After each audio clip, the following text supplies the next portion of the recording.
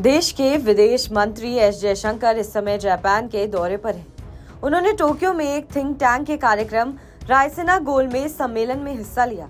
इस दौरान जयशंकर ने चीन की नापाका हरकतों का जिक्र किया और उस पर आरोप लगाया कि उसने भारत के साथ लंबे समय से चले आ रहे लिखित समझौतों का पालन नहीं किया है। साथ ही विदेश मंत्री ने 2020 में सीमाओं पर दोनों देशों के बीच हुई भिड़ंत पर चीन को जिम्मेदार मानते हैं।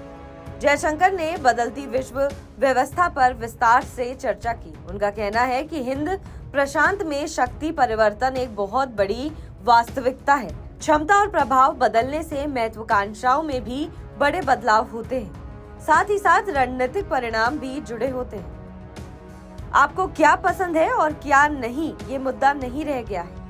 हर किसी को वास्तविकता से निपटना पड़ेगा।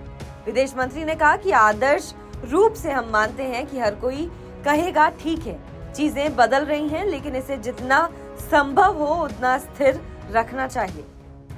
भारत के विदेश मंत्री ने चीन का जिक्र करते हुए कहा कि दुर्भाग्य से उन्होंने पिछले दशक में इस तरह की चीजें नहीं देखी हैं। उन्होंने उदाहरण देते हुए कहा कि 1975 से लेकर 2020 यानी 45 सालों तक सीमा पर कोई हिंसा नहीं हुई थी, लेकिन 2020 में सब बदल गया।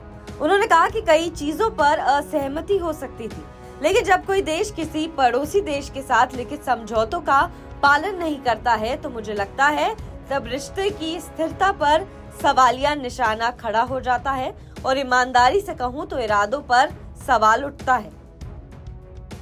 5 मई 2020 को भारत और चीन के बीच पेंगोंग झील क्षेत्र में हिंसक झड़प देखने को मिली थी, जिसके बाद पूर्वी लद्दाख सीमा पर दोनों देशों के बीच गतिरोध बढ़ गया था। भारत ने चीन को करारा जवाब दिया था। इसके बाद जून 2020 में गलवान घाटी में भी भीषण झड़प हुई थी। इसके बाद रिश्ते और खराब हो गए। चीन और भारत में दशकों के बाद इस तरह का दोनों पक्षों के बीच गंभीर सैन्य संघर्ष हुआ था।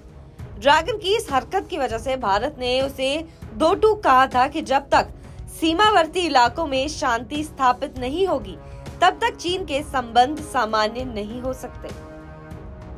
बहरहाल आपको हमारी खबर कैसी लगी कमेंट सेक्शन पर जरूर बताएं। देश और विदेश की तमाम बड़ी खबरों के लिए आप देखते रहिए TV9 भारतवर्ष।